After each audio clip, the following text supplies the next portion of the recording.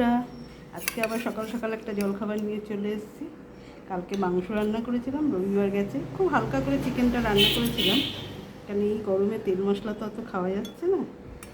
তা ওর খুব ইচ্ছে ছিল রুটি দিয়ে মাংস দিয়ে খাবে, তা কিছুতেই বৃষ্টি হচ্ছে না দেখে রাত্রে আর রুটি মাংস খাইনি। তাই আমি রেখে দিয়েছিলাম, বললাম যে সকালবেলা খাবে, সেই জন্য সকালবেলা মাংসটা একটু গরম করে দিলাম, তার সঙ্গে রুটি বানিয়েছি, আর তার সঙ্গে একটু শসা পেঁয়াজ। রুটি মাংসের সঙ্গে একটু শসা পেঁয়াজ না হলে ভালো লাগে না, ভাতের সঙ্গেও তাই। সেই জন্য একটু শসা পেঁয়াজ আর মাংসের সাথে দিলাম, যে এটাও খুব ভালোবাসে। যদিও রাত্রে খাবে বলেছিল, কিন্তু রাতে তো এই গরমের মধ্যে খাওয়া হলো না, সেই জন্যই বলেছিলাম যে সকালবেলায় তোমাকে এটা রুটির সঙ্গে করে দেবো, সকালবেলা খেয়েও তাহলে কোনো অসুবিধা হবে না, সারাদিনের একটা হাঁটাচলা থাকে। তাই আপনাদের সঙ্গে শেয়ার করব।